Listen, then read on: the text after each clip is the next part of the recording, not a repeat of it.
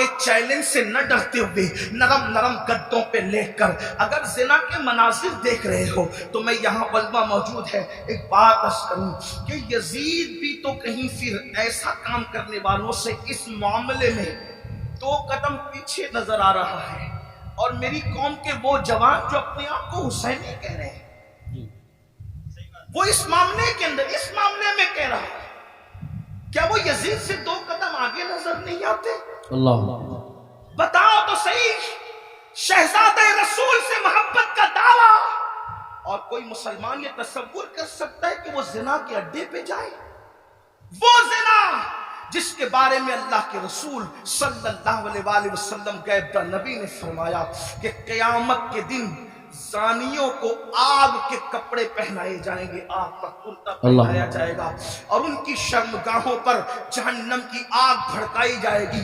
پھر اس کے بعد دوسری چیز شراب کو لے لیں, نشہ کو لے لیں. اللہ اکبر. 16 17 سال کے لڑکے آج ہمارے نشہ کی طرف جا رہے ہیں اور اللہ اکبر نشہ کی طرف جو چیز لے جا رہی ہے مجھے ایسا محسوس ہو رہا ہے کہ حقہ جو ہے وہ انسان کو نشے کی طرف تیزی کے ساتھ لے جا رہا ہے.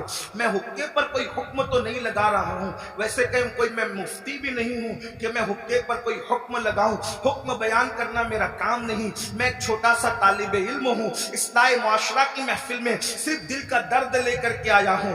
ابتدا حقے سے ہوتی ہے. حقہ تو کوئی حرام نہیں. اس طرح کی لوگ بات کرتے ہیں پھر دھیرے دھیرے سگریٹ پر آتے ہیں اور سگریٹ کے اندر پھر کیا کیا لگا کے پیا جاتا ہے مجھ سے زیادہ آپ لوگ جانتے ہیں اور آپ لوگوں سے ہی ہم تک باتیں پہنچتی ہیں اور پھر دھیرے دھیرے انسان ایم ڈی کا, نشے کا اور خدا جانے کس کس چیز کا عادی ہو جاتا ہے. آپ سے پوچھتا ہوں یزید بھی نشہ کر رہا ہے, آپ بھی نشہ کر رہے ہیں اور یزید کے اور آپ کے نشے میں فرق کیا ہے؟ اللہ اکبر. شاید یزید نے ایم ڈی وغیرہ کو خواب میں بھی نہیں دیکھا ہوگا. اللہ اکبر. اندازہ فرمائے کس طرف جا رہے ہو. اللہ اکبر. امام علی مقام علی جدی والی سلام کے سامنے یہ چیلنجز تھے. آپ اپنی قوم کو جرائم سے بچانا چاہتے تھے, آپ اپنی قوم کو گناہ سے بچانا چاہتے تھے. جانتے ہیں اللہ کے رسول صلی اللہ علیہ وآلہ وسلم نے بستیوں کے اجڑنے اور گھروں کے اجڑنے کے لیے جو بات بیان فرمائی ہے اس کو دل کے کانوں سے سنیں. اللہ کے غیب داں نبی صلی اللہ علیہ وآلہ وسلم ارشاد فرماتے ہیں راتوں کو کچھ لوگوں کے مکانات خود بخود زمین میں دھس جائیں گے, زمین کے اندر جو ہے زمین بوس ہو جائیں گے. آپ کبھی سنتے ہیں نا کہ فلاں بلڈنگ گر گئی, فلاں بلڈنگ زمین میں دفن ہو گئی. میں یہ نہیں کہتا کہ سب اسی وجہ سے ہوتی ہے, لیکن اللہ کے حبیب غیب داں نبی صلی اللہ علیہ وآلہ وسلم گھروں کے اجڑنے کے, گھروں کے زمین بوس ہونے کے اسباب کیا بیان کرتے ہیں. لوگ کہتے ہیں ہمارے گھروں پر یہ چل رہا ہے وہ چل رہا ہے. میں نے کہا جو چلا رہے ہیں ان کے بھی ساتھ نہیں ہے, لیکن اپنا کرتوت بھی تو دیکھو. قرآن کہتا ہے وما اصابکم من مصیبت فبما کسبت ایدیکم, کہ تم پر جو بھی مصیبت آتی ہے وہ تمہارے کیے دھرا ہے, وہ تمہارے برے اعمال کا نتیجہ ہے. اللہ اکبر. کیا ہوا؟ آقا ارشاد فرماتے ہیں صلی اللہ علیہ وآلہ وسلم کہ کچھ لوگوں کے مکان راتوں رات زمین پہ گر جاتے ہیں, زمینوں میں دھس جاتے ہیں. صحابہ نے پوچھا یا رسول اللہ اس کی وجہ کیا ہے؟ آقا فرماتے 2 گناہ جب گھروں کے اندر کیے جاتے ہیں, 2 گناہ جب عمارتوں کے اندر کیے جاتے ہیں تو گھروں کو زمین میں دھسا دیا جاتا ہے, گھروں کو زمین بوس کر دیا جاتا ہے. پوچھا یا رسول اللہ وہ کیا ہے؟ فرمایا ایک موسیقی ہے, میوزک ہے.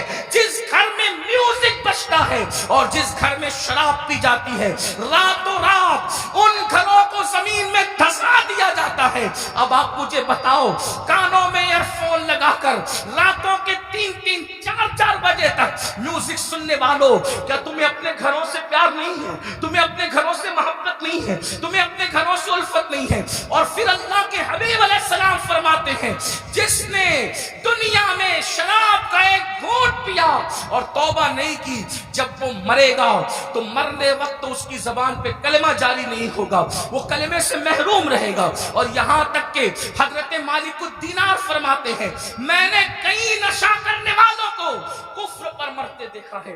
اللہ اکبر. حضرت عمر ابن عبدالعزیز کہتے ہیں میں نے کئی نشہ کرنے والوں کو کفر پر کافر ہو کر مرتے دیکھا ہے. اللہ کے بندو ذرا غور تو کرو. پھر تیسری چیز لیتے ہیں نماز کے حوالے سے. 95% لوگ نماز نہیں پڑھتے ہمارے معاشرے کا, اور لوگ آسانی سے کہہ دیتے مولانا ہمیں ٹائم نہیں ملتا.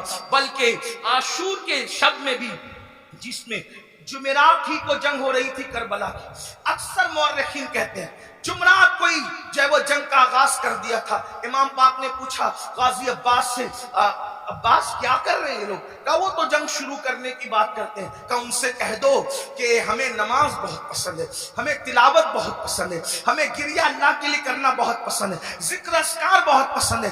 وہ جنگ تو ہونی ہے لیکن ایک رات کی وہ ہمیں مہلت دے دے تاکہ آنے والی رات شب عاشور ہے اس پہ ہم اللہ کی عبادت کریں, گریہ وزاری کریں. آپ سے پوچھتا ہوں امام تو مہلت لے رہے ہیں عبادت کے لیے, اور اللہ رب العزت نے ہمیں پوری زندگی دی ہے, عبادت کی طرف نہیں آتے. کتنی سادگی سے انسان کہتا ہے مولانا ٹائم نہیں ملتا. مجھے بتاؤ ہم سے بڑھ کر کے مکر کون کر رہا ہے؟ ہم کہتے ہیں ٹائم نہیں ملتا. اگر تلاوت کے لیے ٹائم نہیں ہے تو گھنٹوں گھنٹوں واٹس ایپ پر وقت کے لیے کیسے ٹائم ملتا ہے؟ اگر اللہ کی عبادت کے لیے ٹائم نہیں ہے تو فیس بک پر, یوٹیوب پر گھنٹوں گزارنے کے لیے ٹائم کیسے ملتا ہے؟ دوستوں کے ساتھ گپ شپ کرنے کے لیے ٹائم کیسے ملتا ہے؟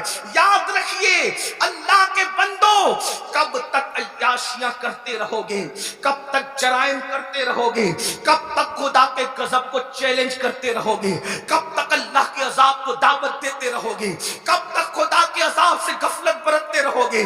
یاد رکھنا اللہ نے کسی کو بہت لمبی عمر ہمیشہ کے لیے نہیں دی ہے.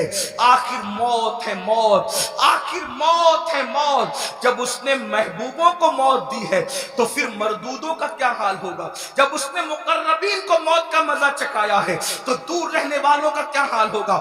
یاد رکھنا جس دن روح کا رشتہ جسم سے ٹوٹ جائے گا اس دن سوائے پچھتاوے کے کچھ ہاتھ نہیں آئے گا. اللہ اللہ, جب لوگوں کے درمیان بیٹھتے ہو تو ولیوں کی طرح باتیں کرتے ہو, اور جب تنہائیوں میں ہوتے ہو تو شیطان کا ننگا ناچ بن جاتے ہو. یہ منافقت نہیں ہے تو اور کیا ہے؟ زبان کچھ اور کہے اور کردار کچھ اور کہے. قرآن کہتا ہے لما تقولون ما لا تفعلون, وہ کیوں کہتے ہو جس پر خود عمل نہیں کرتے. مسلمانوں بتاؤ, اللہ اکبر, ہمیں نماز کے لیے ٹائم نہیں. کون نماز؟ وہ نماز جو معراج المومنین ہے, وہ نماز جو رسول اللہ صلی اللہ علیہ وآلہ وسلم کی آنکھوں کی ٹھنڈک ہے, وہ نماز جو گناہوں سے انسان کو ایسے پاک کر دیتی ہے جیسے غسل کرنے والوں کے جسم کا میل ختم ہو جاتا ہے, وہ نماز جو اللہ سے بندے کو قریب کر دیتی ہے, اللہ کا قرب نصیب ہوتا ہے جس نماز سے. کون سی نماز؟ وہ نماز جس کی بنیاد پر انسان رحمتوں کا مستحق ہوتا ہے. کون سی نماز؟ وہ نماز جس سے روزی میں برکت ہوتی ہے, وہ نماز جس کے بعد دعائیں قبول ہوتی ہے, وہ نماز جس کے پڑھنے سے بیماریوں کا خاتمہ ہوتا ہے, وہ نماز جس کے بعد انسان کو مقام محبوبیت ملتا ہے, وہ نماز. اللہ اکبر, سارے احکامات زمین پر بھیجے گئے لیکن جب نماز دینا ہوا تو زمین پر نہیں بھیجی گئی بلکہ معراج میں لامکاں پہ بلا کر محبوب کو دے کے بتایا گیا. سارے احکامات اپنی جگہ ہے لیکن نماز کا معاملہ اپنی جگہ ہے. اسی لیے بزرگوں نے فرمایا, اللہ کے رسول علیہ السلام فرماتے ہیں کہ سب سے پہلے قیامت میں نماز کے بارے میں پوچھا جائے گا. اگر نماز کا معاملہ آپ کا کلیئر ہوا تو سارے معاملات کلیئر کر دیے جائیں گے, اور اگر نماز کے معاملے میں اٹک گئے, نماز کے معاملے میں پھنس گئے تو پھر انسان بچ نہ سکے گا. آپ مجھے بتائیں, ہمیں اللہ سے ڈر نہیں لگتا؟ جس قیامت کے دن کے بارے میں کعب احبار کہتے ہیں اگر 70 انبیاء کے برابر بھی کوئی اعمال بفرض محال لے کر کے پہنچے تو بھی وہ اپنے اعمال کو حقیر جانے گا, حقیر. آپ سے پوچھتا ہوں کیوں وقت نہیں نکالتے؟ اب آئیے آپ سے پوچھوں, امام تو سجدے کی, امام تو اللہ اکبر شہادت کے وقت بھی سجدہ کرتے ہیں. کتنا دردناک وقت ہوگا اللہ اللہ جب انسان کا ایکسیڈنٹ ہوتا ہے اور وہ موت کو قریب دیکھتا ہے تو انسان اپنی جان کی فکر کرتا ہے, مگر قربان میرے امام شہید کربلا نے جب آخری وقت آیا تو بھی اپنے سر کو سجدے میں رکھا اور سر سجدے میں رکھ کر کے بتا دیا اوروں کو